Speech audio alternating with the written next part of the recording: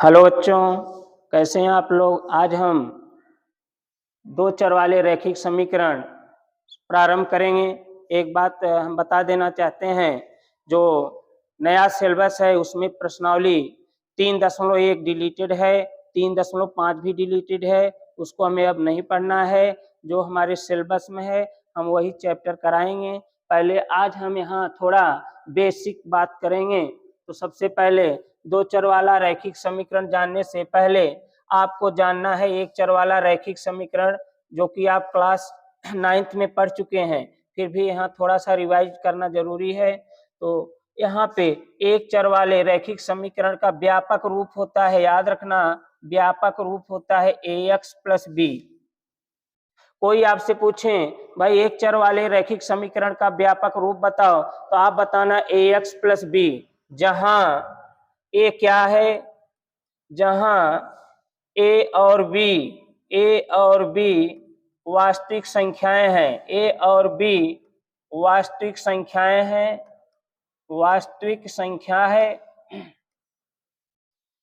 वास्तविक संख्या है, किंतु a का मान जीरो नहीं, क्योंकि जीरो भी वास्तविक संख्या है। यहाँ हमने एक शर्त लगा दिया, a का मान जीरो नहीं है और a और b की जगह कोई भी आप अंक रख ले चलेगा। वास्तविक संख्या में क्या क्या आता है, वास्तविक संख्या में जितने प्राकृतिक संख्या होंगे सब आ जाएंगे, जितने पूर्णांक होंगे सब आ जाएंगे, जितने परमेय होंगे सब आ जाएंगे, जितने अपरमेय होंगे सब आ जाएंगे। यानी a और b की जगह कोई भी आप अंक रख सकते हो, a और b की जगह कोई भी अंक आप रख सकते हो, लेकिन a की जगह जीरो नहीं रखना, क्योंकि जीरो अगर आप रखेंगे तो जीरो का गुणा x में करके पूरा x चर ही गायब हो जाएगा। और समीकरण के लिए जरूरी होता है चर का होना, और यहाँ बराबर जीरो भी लगाना पड़ेगा। अगर बराबर जीरो नहीं लगाएंगे तो समीकरण नहीं कहा जाएगा। सबसे पहले बात तो कैसे पहचानेंगे कि यह समीकरण है कि नहीं है। तो समीकरण में हमेशा दो पक्ष होता है, एक बायां पक्ष एक दायां पक्ष।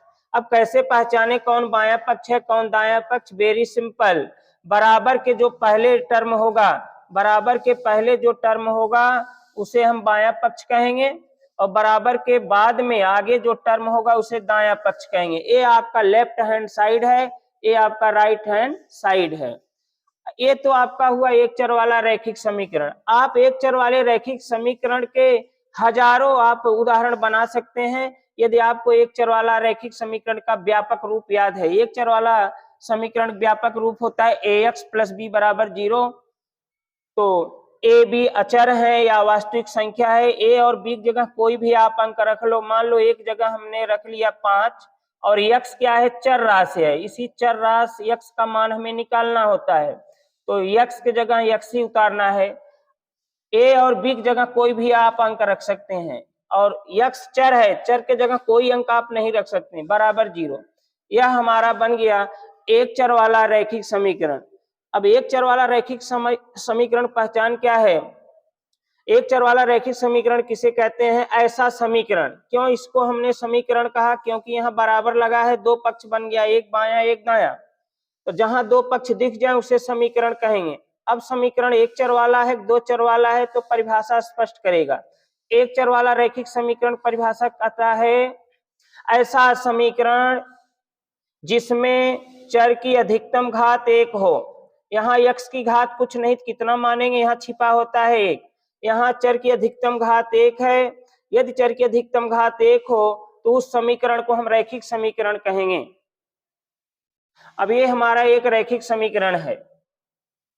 और भी उदाहरण ले सकते हैं, ए बी की जगह कोई भी अंक लें, एक जगह चलो हम ले लिए 12, x चर है, चर की जगह कोई अंक नहीं लेना है, ज्यों कहते हो, प्लस बी की जगह ले लिए 18 बराबर जीरो। अब पहचानो यह एक चर वाला रैखिक समीकरण है कि नहीं। हाँ, एक चर वाला रैखिक समीकरण है। रैखिक मीन्स एक होता है, याद रखें, रैखिक मीन्स एक, रैखिक इक मीन्स एक। इसमें एक जात का चर है सिर्फ x, और कोई अलग जात का चर नहीं है, इसलिए इसका नाम पड़ गया एक चर। और इसकी सबसे बड़ी घात कितना है, एक है। सबसे बड़ी घात अगर एक दिखे तो रैखिक कहेंगे।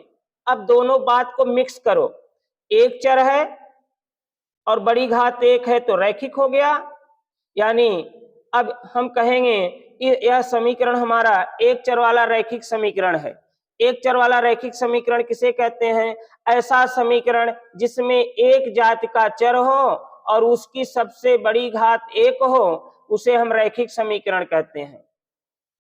और भी उदाहरण ले सकते हैं। एक जगह मान लो 5 ले लिए, x चर है जो कहते हो, b जगह 7 ले लिए बराबर 0, ये तो मान लो पहले से ही लिए थे, चलो 15 ले लिए, तो 15x + 7 बराबर 0। अब पहचानो यह एक चर वाला रैखिक समीकरण क्यों है? यह एक चर वाला रैखिक समीकरण इसलिए है क्योंकि इसमें एक जात का चर है तो एक चर वाला हो गया, और इसकी सबसे बड़ी घात एक ही दिख रहा है तो रैखिक हो गया। दोनों को मिक्स कर देंगे तो ये हो जाएगा इसका कंप्लीट नाम एक चर वाला रैखिक समीकरण। अब याद रखें, एक चर वाला रैखिक समीकरण जहां भी होगा उसको जब भी आप सॉल्व करेंगे केवल एक हल प्राप्त होगा, एक से ज्यादा हल नहीं प्राप्त होगा। जैसे अगर हम कहें x + 5 बराबर 7, x + 5 बराबर 7, जरूरी नहीं है कि राइट में 0 ही हमेशा रहे, कोई भी अंक आ सकता है।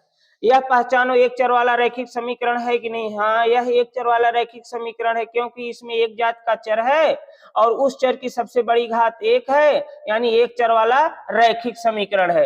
एक चर वाले रैखिक समीकरण को जब भी सॉल्व करोगे, जब भी हल करोगे, केवल एक उत्तर आएगा, एक ही हल होगा। कैसे, जरा देखें। हल किसे कहते हैं? समीकरण का हल किसे कहते हैं? चर का वह मान जो इस समीकरण को संतुष्ट कर दे वह समीकरण का हल कहलाएगा। अगर x की जगह आप 1 लो, संतुष्ट करने का मतलब क्या होता है? बायां पक्ष और दायां पक्ष बराबर हो। जब बायां पक्ष और दायां पक्ष बराबर होते हैं तब हम कहते हैं यह समीकरण संतुष्ट है। अगर x का मान अपने मन से 1 लें तो 1 में 5 जोड़ेंगे, 5 1 6, जो कि बायां दायां बराबर नहीं है, यानी समीकरण संतुष्ट नहीं है, अर्थात x बराबर 1 इसका हल नहीं है। जब यह समीकरण संतुष्ट होगा x के जिस मान पर, तो वही मान इस समीकरण का हल होगा। चलो x की जगह अगर हम 3 ले लें तो 5 3 8 और ये 7 संतुष्ट नहीं है तो हल नहीं होगा x बराबर 3 इसका। अगर x बराबर 2 ले लें, x की जगह 2 ले लें तो 2 धन 5 5 2 7, इधर भी और दाएं में भी 7, तो बायां दायां बराबर, तो समीकरण संतुष्ट है। अब देखो x का कौन सा मान, चर का कौन सा मान इस समीकरण को संतुष्ट किया? तो चर का मान 2, x बराबर 2 इस समीकरण को संतुष्ट किया, अर्थात इसका एक हल हो गया, x बराबर 2 इसका एक हल होगा। ये तो हो गया एक चर वाला रैखिक समीकरण। लेकिन हमें कक्षा 10 में पढ़ना दो चर वाला रैखिक समीकरण, तो इसकी पहचान क्या है हम देखते हैं। दो चर वाले रैखिक समीकरण का पहचान, नाम से स्पष्ट है, दो चर वाला रैखिक समीकरण। दो चर वाला, इसमें दो अलग अलग जात के चर होंगे, एक x तो एक y, इसमें दो अलग अलग जात के चर होंगे और उन दोनों चरों की अधिकतम घात एक ही होगी, तभी तो रैखिक होगा। चर की अधिकतम घात अगर एक दिख जाए तो उसे रैखिक कहेंगे। जैसे अगर हम कहें x की घात कुछ नहीं है तो आप छिपा मानेंगे एक, यहाँ पर x की सबसे बड़ी घात एक है तो यह रैखिक बोलेंगे। अगर x की घात यहाँ 2 है, x की बड़ी घात अब 2 है, एक नहीं है, तो इसे रैखिक नहीं कहेंगे। रैखिक वही होगा अगर चर की अधिकतम घात कितना हो, एक हो, तो उसे हम रैखिक बोलेंगे। यह हमारा रैखिक नहीं है, ये रैखिक है। चलें दो चर वाला रैखिक समीकरण। सबसे पहले दो चर वाले रैखिक समीकरण व्यापक सूत्र याद रखें। दो चर वाले रैखिक समीकरण का व्यापक सूत्र होता है ax + by + c बराबर 0। जहां a और b, जहां a b और c, जहां a, b, c वास्तविक संख्या है, वास्तविक संख्या है। अब वास्तविक संख्या में बहुत संख्याएं आती हैं, प्राकृतिक संख्या भी हो सकता है, पूर्णांक भी हो सकता है और पूर्ण संख्या भी हो सकता है, लेकिन 0 को छोड़कर, तथा वास्तविक संख्या है, तथा a बराबर नहीं होना चाहिए 0 के। अगर ये 0 रखोगे तो यह चर गायब हो जाएगा, और b भी 0 नहीं रखोगे, अगर b को 0 लेंगे तो y चर दूसरा भी गायब हो जाएगा। तो यहाँ कंडीशन लिखेंगे a is not equal to 0 comma और b is not equal to 0। अगर ये शर्त का पालन होगा तभी दो चर वाला रैखिक समीकरण कहा जाएगा। यह दो चर वाला रैखिक समीकरण का व्यापक सूत्र है। हम कैसे पहचाने कि यह दो चर वाला रैखिक समीकरण है? तो इसमें ए बी सी अचर हैं, यानी कोई भी अंक आप रख सकते हैं, ए बी सी की जगह कोई भी अंक रख सकते हैं, लेकिन एक्स वाई चर राशियां, इनके स्थान पे, चर राशियों के स्थान पे कोई भी अंक नहीं रख सकते। तो यहाँ दो अलग अलग जात के चर है, एक यक्ष जात का चर है और एक वाई जात का चर है, और इन चरों की अधिकतम घात देखो एक एक है, अधिकतम घात एक एक है, तो इसका नाम तो रैखिक हो गया। लेकिन यहाँ दो अलग अलग जात के चर हैं, इसलिए इसका नाम कंप्लीट होगा दो चर वाला रैखिक समीकरण। तो कैसे हम परिभाषा देंगे दो चर वाले रैखिक समीकरण का? तो ऐसा समीकरण जिसमें दो अलग अलग जात के चर हों और उन चरों की अधिकतम घात एक हो, तो हम उसे दो चर वाला रैखिक समीकरण कहेंगे। अब याद रखो, जैसे आप अगर दो चर वाले रैखिक समीकरण व्यापक सूत्र याद है, बहुत सारे उदाहरण बना सकते हैं। ए बी सी अचर हैं, वास्तविक संख्या मीन्स अचर, कोई भी अंक ले लो ए बी सी की जगह, लेकिन ध्यान देना ए बी की जगह 0 मत लेना, बाकी चाहे जो अंक ले लो। चलो एक जगह हमारा इच्छा है 5 ले लिए, फिर एक्स प्लस बी की जगह 2 ले लिए, वाई चर है, चर को एज इट इज उतारेंगे, प्लस सी की जगह मान लो 9 ले लिए बराबर 0। तो अब इसको पहचानो, क्या यह एक चर वाला रैखिक समीकरण है दो चर वाला? गुरुजी इसमें तो दो अलग अलग जाति के चर हैं और अधिकतम घात एक एक है, इसलिए इसे हम बोलेंगे दो चर वाला रैखिक समीकरण। यस, अगर यह दो चर वाला रैखिक समीकरण है तो याद रखें दो चर वाले रैखिक समीकरण के अनेक हल होते हैं। जैसे आपको हम एक चर वाले रैखिक समीकरण का बताया, एक चर वाले रैखिक समीकरण का केवल और केवल एक हल होता है, एक उत्तर आता है, लेकिन दो चर वाले रैखिक समीकरण के अनेक हल होंगे, इसके अनेक उत्तर होंगे। आइए हम एक उदाहरण से आपको बताएं। जैसे हम ले लिए x प्लस वाई, थोड़ा सा आसान से एग्जाम्पल लें, x प्लस वाई बराबर 7। पहले पहचानो यह दो चर वाला रैखिक समीकरण है कि नहीं है। यह दो चर वाला रैखिक समीकरण है, जरूरी नहीं है कि यहां 0 दिखे। अगर आप धन 7 को इस पार लाएंगे, -7, उधर कुछ नहीं बचा तो 0 हो जाएगा, उसका कोई मतलब नहीं है, चाहे आप 7 इधर रखो चाहे उधर रखो। पहले पहचानो यह दो चर वाला रैखिक समीकरण है कि नहीं है। तो हम इसमें देख पा रहे हैं, इसमें दो अलग अलग जात के चर हैं, इसलिए इसका नाम दो चर हो गया, और अधिकतम घात एक एक है, इसलिए इसका नाम रैखिक हो गया। दोनों मिक्स कर देंगे तो इसका नाम कंप्लीट पड़ेगा दो चर वाला रैखिक समीकरण। अब दो चर वाले रैखिक समीकरण के अपरिमित रूप से अनेक हल होते हैं। अब हल किसे कहते हैं? चर का जो मान समीकरण को संतुष्ट कर दे वह हल कहलाएगा। संतुष्ट करना आप जानते हैं, यदि समीकरण का बायां पक्ष दायां पक्ष बराबर हो तो कहेंगे समीकरण संतुष्ट है। चलो x के जगह अपने मन से कोई अंक लो, अगर कोई भी मान ले, मान लो x के जगह 2 ले लिए, प्लस y की जगह 5 ले लिए, तो 5 2 7, बाएं हाथ में 7 दाएं में भी 7, संतुष्ट। यानी एक उत्तर आ गया, x का मान 2 लिए, y बराबर 5 लिए, यानी एक उत्तर इसका हो गया 2,5। एक उत्तर 2,5 हो गया। जो पहले होता है x, जो बाद में होता है y, x की जगह 2 रखो, y की जगह 5, 5 2 7, संतुष्ट हो जाएगा समीकरण। अगर x की जगह हम 3 ले लें, y की जगह 4 ले लें, तो 3 धन 4 बराबर 7, ये भी संतुष्ट कर दिया, 3 4, ये भी उत्तर हो गया। x की जगह 1 ले लो, y की जगह 6 ले लो, तो 6 1 7, यहाँ 7 बन गया, 7 है ही, संतुष्ट है। तो चर का जो मान समीकरण को संतुष्ट करे वह समीकरण का हल कहलाएगा। तो चर का यह मान x2 y5 संतुष्ट कर रहा है, ये भी हल है, ये भी हल है, ये भी हल है। लेकिन अगर हम कहें x बराबर 2 ले लें, y बराबर 6 ले ले, तो 2 6 8, जो कि संतुष्ट नहीं करेगा, यानी 2, 6 इसका हल नहीं होगा। इसके हल ये होंगे, और बहुत सारे हल आप देख सकते हैं। x जगह चलो हम x की जगह अगर हम 5 ले लें तो y के जगह आपको 2 लेना पड़ेगा। 5 का 2 5 2 7 संतुष्ट कर देगा। इस प्रकार से हम देख रहे हैं जो 2 चर वाला रैखिक समीकरण होता है इसके अनेक हल होते हैं, और 1 चर वाला जो रैखिक समीकरण होता है उसके केवल एक ही हल होंगे।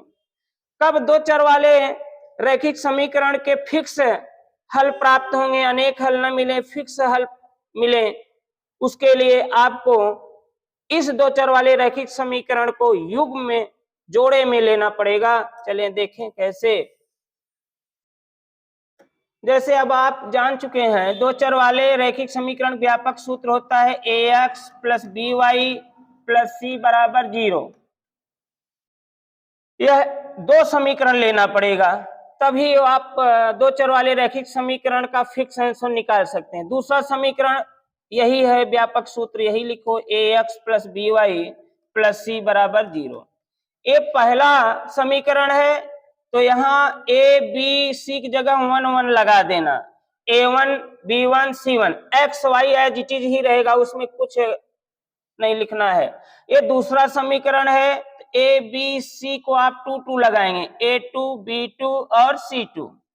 तो इस प्रकार से यह हमारा 2 चर वाला रैखिक समीकरण है, ये भी हमारा 2 चर वाला रैखिक समीकरण है, लेकिन दोनों को मिक्स कर देंगे तो इसको कहेंगे 2 चर वाला रैखिक समीकरण युग्म।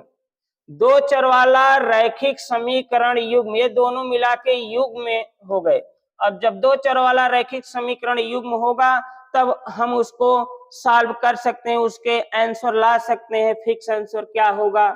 इसके लिए आपको कुछ अनुपात जानना होगा, और ये विशेष बात है, आपको याद होना चाहिए। क्या बात है? जैसे दोनों समीकरणों में आप x का गुणांक देखो, गुणांक माने x जिसके साथ गुणा किया है, x और a1 के बीच में कोई चिन्ह नहीं तो गुणा ही छिपा है। तो यहाँ पे पहले समीकरण में x का गुणांक a1, दूसरे समीकरण में x का गुणांक a2, दोनों का अनुपात बनाओ। अनुपात का मतलब a1 बटा a2, अनुपात का मतलब बटा। दोनों समीकरणों में x को छोड़ दो, जो बचा गुणांक उनका बटा कर लो, a1 बटा a2 बराबर ना हो। अब दोनों समीकरणों में y के गुणांक कब अनुपात बनाओ, तो y का गुणांक क्या है? b1 b2, अनुपात माने बटा, यानी b1 बटा b2। यदि इस शर्त का पालन करें 2 चर वाले रैखिक समीकरण युग्म, यदि इस शर्त का पालन करें a1 by a2 is not equal b1 by b2, तब आपको लिखना होगा अद्वितीय हल होगा। अद्वितीय हल का मतलब यूनिक, यानी जिसके समान कोई दूसरा ना हो उसे हम कहते हैं अद्वितीय। अद्वितीय हल होगा। अद्वितीय हल का मतलब ये हुआ तब ऐसे 2 चर वाले रैखिक समीकरण को आप हल करेंगे तो x का एक मान आएगा और y का एक मान आएगा, जिसे अद्वितीय हल कहेंगे। अद्वितीय मतलब एक ही आप मान सकते हैं, अद्वितीय हल होगा। और ग्राफ अभी ग्राफ खींचना पढ़ाया जाएगा, बहरहाल अभी यहाँ पे इतने जानो। और ग्राफ प्रतिच्छेदी होगा, ग्राफ प्रतिच्छेदी होगा। प्रतिच्छेदी का मतलब यदि हम दोनों समीकरणों का ग्राफ खींचें, यदि इसका ग्राफ खींचे और इसका खींचे तो दोनों क्रॉस कर जाएंगे, ऐसा प्रतिच्छेदी होगा, ग्राफ प्रतिच्छेदी होगा। पहली शर्त क्या है? यदि a1 by a2 is not equal b1 by b2 तो अद्वितीय हल होगा और ग्राफ प्रतिच्छेदी होगा। ये बात आपको याद रखनी है। अब हम दूसरी शर्त सीखेंगे। दूसरी शर्त में क्या है, ध्यान दें, इसको मिटाते हैं।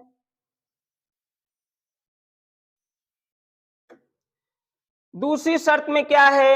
यदि ऐसा मिल जाए कंडीशन a1 बाई a2 बराबर b1 बाई b2 बराबर c1 बाई c2, यदि ये कंडीशन मिल जाए तब दोनों समीकरणों के हल कैसे होंगे? तब आप लिखेंगे अपरिमित रूप से अनेक हल। अपरिमित रूप से अपरिमित रूप से अनेक हल, अनेक हल या अनंत हल। और ग्राफ कैसा होगा, और इसका ग्राफ जो है जब आप खींचेंगे, पहले समीकरण का ग्राफ आप खींचेंगे और दूसरे समीकरण का जब आप ग्राफ खींचेंगे, दोनों ग्राफ एक दूसरे के ऊपर से होकर जाएंगे। जब दो रेखा एक दूसरे के ऊपर हो, कहते हैं ये समपाती हैं, तब ग्राफ समपाती होगा, समपाती होगा। तीसरा कंडीशन क्या है, लास्ट कंडीशन, यदि a1/a2 बराबर हो b1/b2 और इज नॉट इक्वल हो c1/c2, तब हल कैसे होंगे, तब आप लिखना है कोई हल नहीं होगा। तब ऐसे कंडीशन में दोनों समीकरणों को हल ही नहीं किया जा सकता, कोई हल नहीं होगा।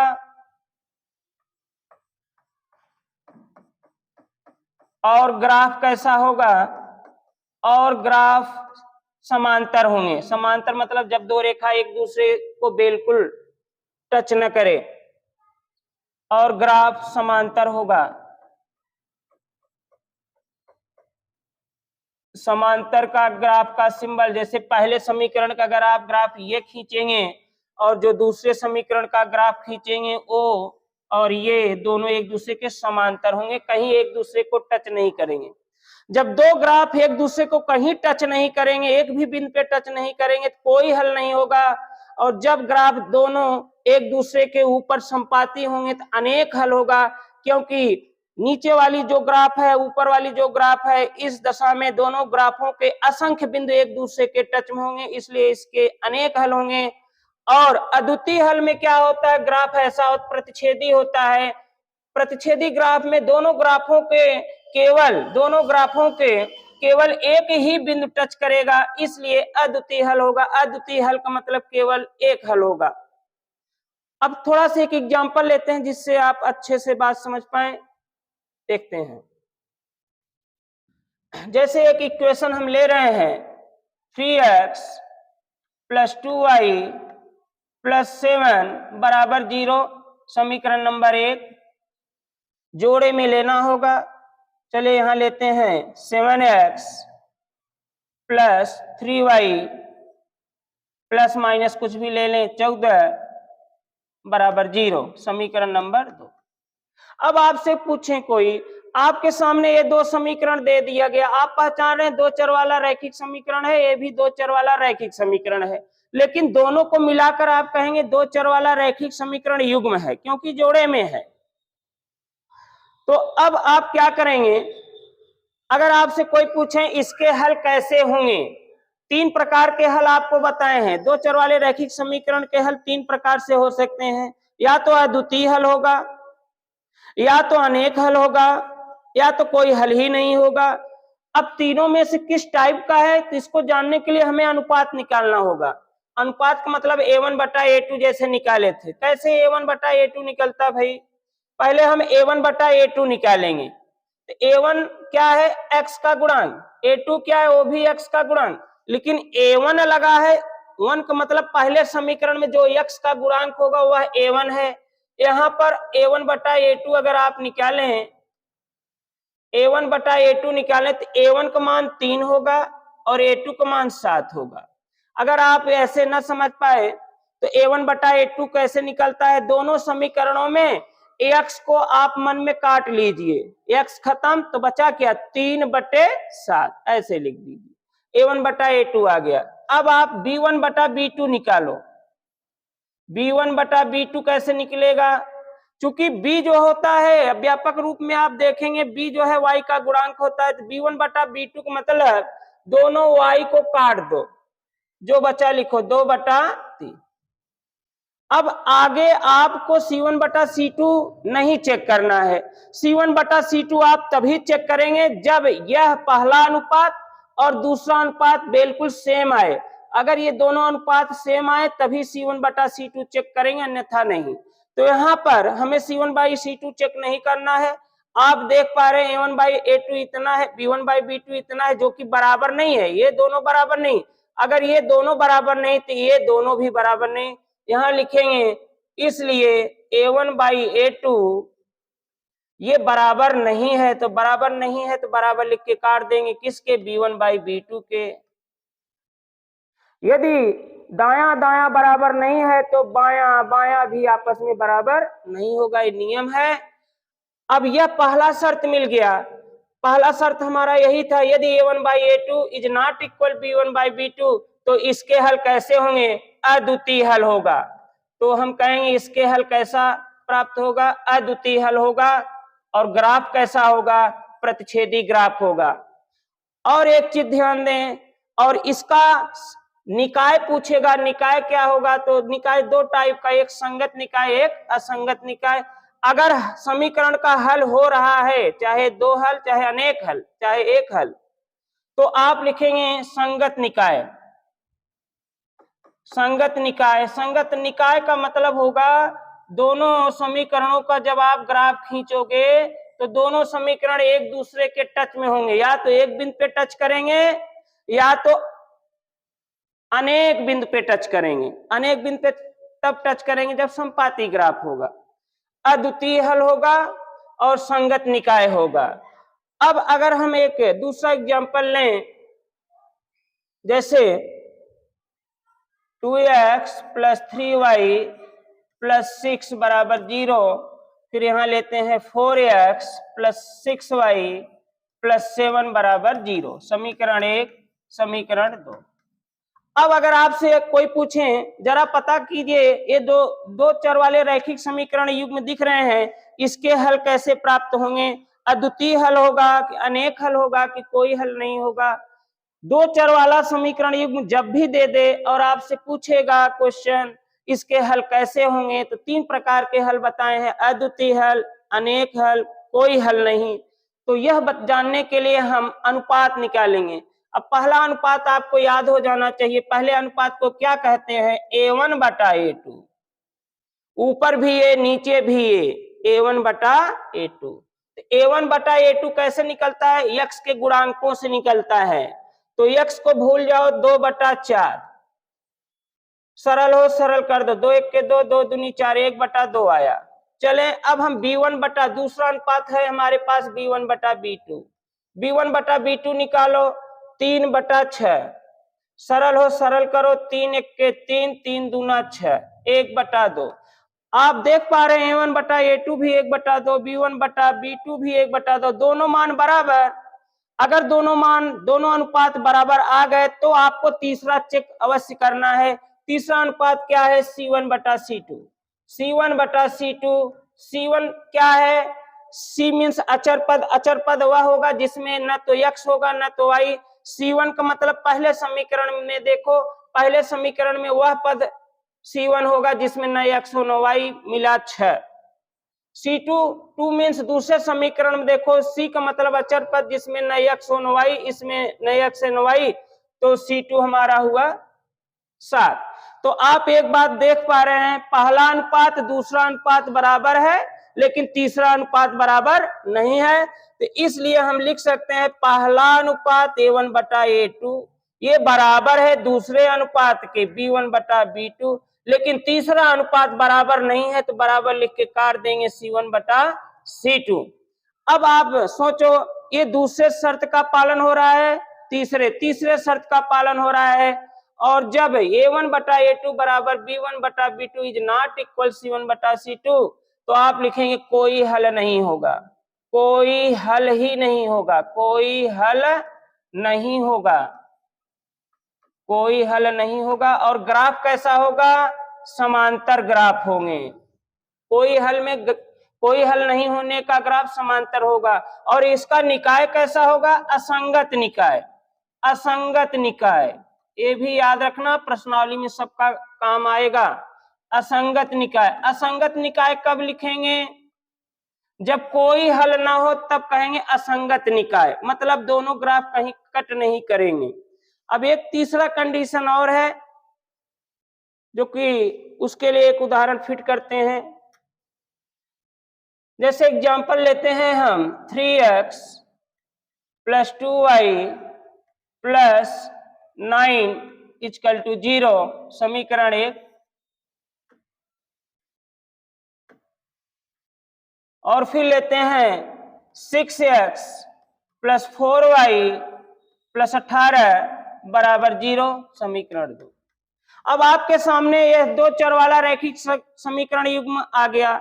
अब आपको पता करना है, इन समीकरणों को आपको देखकर ये बात बतानी है, क्या इसके हल कैसे होंगे, अद्वितीय हल होगा, अनेक हल होगा, कोई हल नहीं होगा। इसके लिए तीनों अनुपात निकालो। पहले हम a1 बाई a2 निकालेंगे। अब सबको आ जाना चाहिए a1 बाई a2 कैसे निकालते हैं। दोनों x के गुणांकों का बटा कर देते हैं, यानी 3/6। 3 1 3, 3 दूनी 6, 1/2। चलो अब b1 बटा b2 निकालते हैं। b1 बटा b2 कैसे निकालते हैं, दोनों समीकरणों में जो y का गुणांक है उसका बटा करेंगे। y को छोड़कर, y समझो कट गया, मतलब 2/4। सॉल्व करें, 2 1 2, 2 दूनी 4। अब अगर आपको बता दिए, अगर पहला अनुपात और दूसरा अनुपात अगर बराबर आए तो तीसरा जरूर चेक करना है C1/C2। कब C1/C2 चेक नहीं करेंगे, जब ये दोनों बराबर नहीं आएंगे। तीसरा अनुपात C1/C2 मतलब जिसमें न x हो न y, उसका बटा कर दो, वही C1/C2 है 9/18। सॉल्व करो, 9 1 9, 9 दूनी 18। तो यहाँ आप नोटिस करें, 1/2 पहला भी अनुपात, दूसरा भी अनुपात 1/2, तीसरा अनुपात भी 1/2। यानी अब हम लिख सकते हैं तीनों अनुपात आपस में बराबर है, अर्थात पहला अनुपात a1/a2 बराबर दूसरे अनुपात b1/b2 बराबर तीसरा भी अनुपात है C1/C2।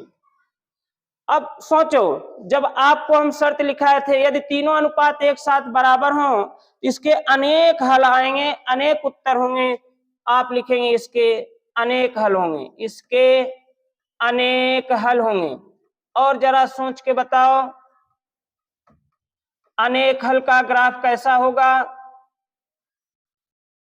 इसके अनेक हल होंगे, और अनेक हल होने का ग्राफ जो है संपाती होता है, यानी दोनों समीकरणों का ग्राफ एक दूसरे के ऊपर से गुजरेगा। और इसका निकाय कैसा होगा, संगत निकाय होगा। संगत निकाय होगा मतलब अगर समीकरण का हल है, चाहे अद्वितीय हल है चाहे अनेक हल मिले, तब हमेशा कहना है संगत निकाय। अब असंगत निकाय आप तभी कहेंगे जब कोई हल नहीं होगा, तब आपको लिखना है असंगत निकाय। इसको आप बढ़िया से पढ़ें, पूरा वीडियो लास्ट तक देखा करें और प्रतिदिन देखें, तब आपको समझ में हर चीज आएगा। धन्यवाद।